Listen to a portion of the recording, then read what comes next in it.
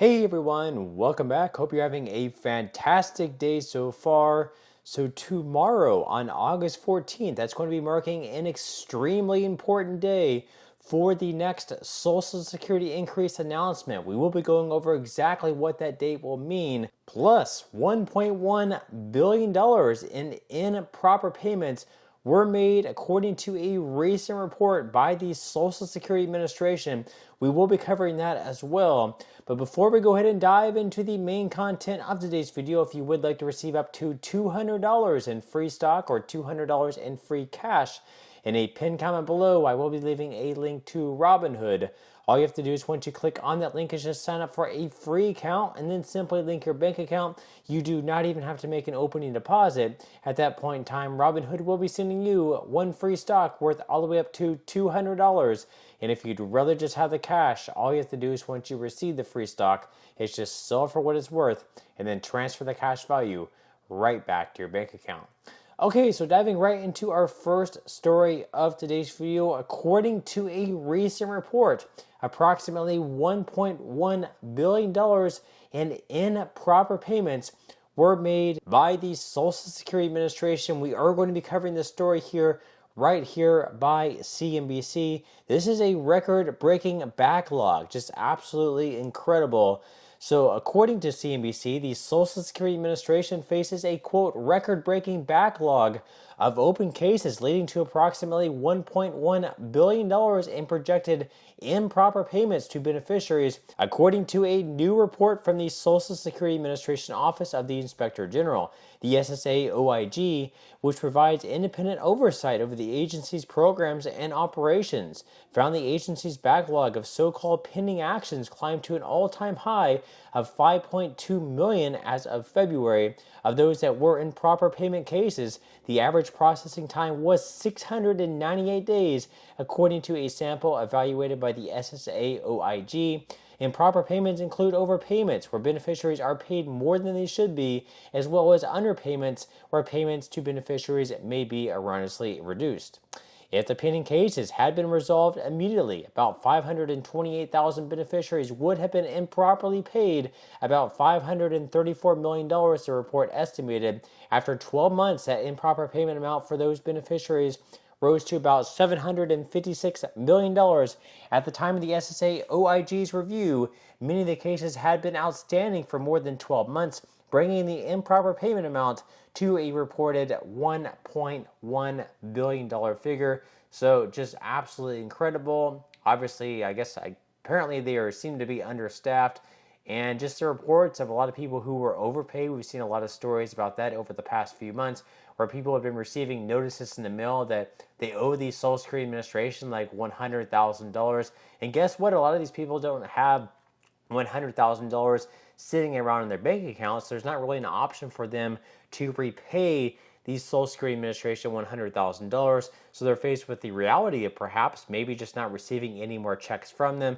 Of course, that has been changed where they no longer have to owe the full $100,000 or 100% of what they would owe. It has been reduced a great amount, but it has caused a lot of stress of people that have been receiving those letters. Now, moving into our next story of today's video, of course, very soon we are going to know exactly what the next cost of living adjustment increase is going to be like for all Social Security beneficiaries across the board.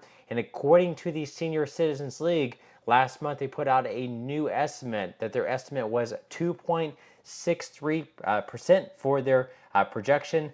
And of course, that comes from different figures. This isn't something that is absolutely going to happen. It's not guaranteed to be 2.6%. It could really range anywhere between, let's say, like 2.4, perhaps all the way up to 3%. And tomorrow, we're going to have the latest figures for the CPIW come out. Tomorrow is going to be a very, very important date.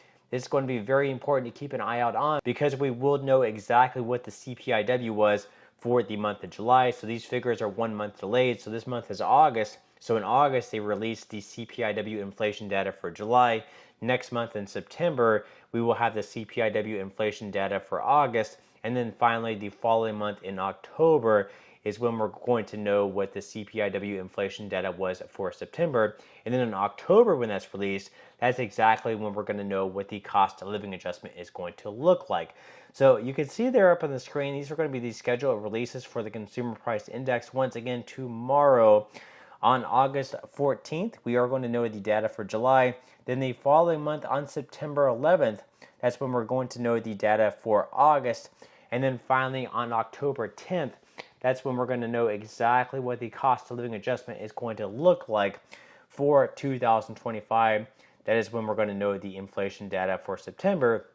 And then at that point, we're going to be able to compare the data from this year, from July, August, and September, and compare the data from those 3 months of this year to the exact same 3 months of last year.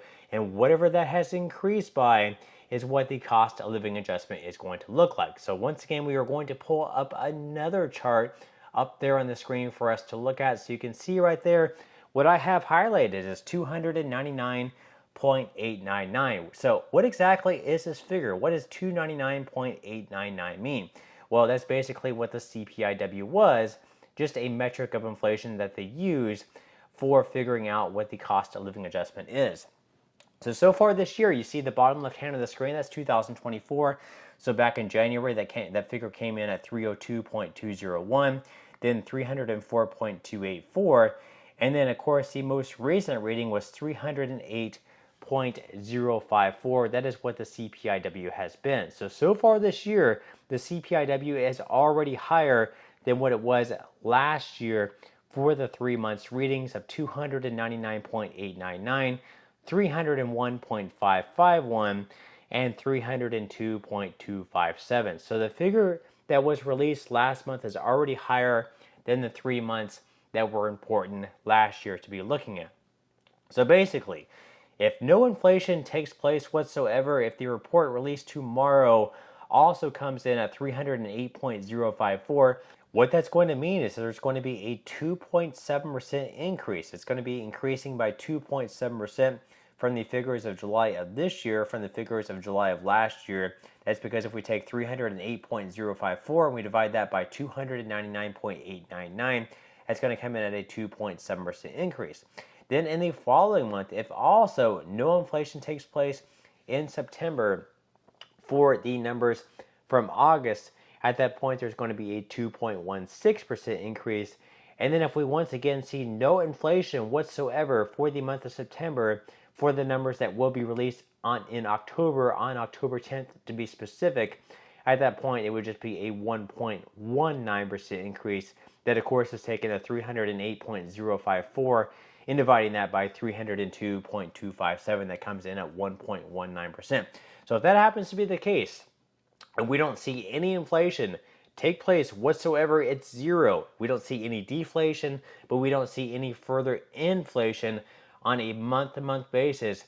That would mean, pretty much worst case scenario, there would be a cost of living adjustment next year of 2.26%, which of course would be above what they are shooting for at 2%. And that's pretty much the worst case scenario right now, because we know, just looking at the chart, once again pulling that up on the screen, so far in each month we have seen increases. Once again in January it was at 302, then in February it went up to 304, March it went up to 306, April 307, May 308, June, once again, actually in June it did go down just a little bit, but I don't expect that to go down any further. It has gone up by anywhere between 1 to 2 points each month. So I do expect that to continue going up, and I do expect a cost of living adjustment to be higher than 2.26%. What exactly it ends up being, we don't really know for sure. I would expect probably anywhere between maybe 2.5 to 2.8%.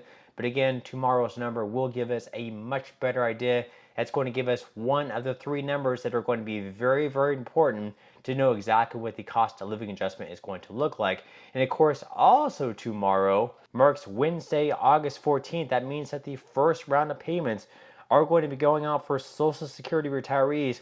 Those with birthdays between the 1st and 10th of any given month can expect to receive their payments tomorrow. Those payments are $1,900. And then the following payments the rest of the month are going to be going out on August 21st for those born between the 11th and 20th of any given month. And then finally, the last payments will be going out on August 28th for those born after the 20th of any given month. But that, of course, is the end of today's video. I certainly hope that you enjoyed and found value out of it, and I will see you in the next video.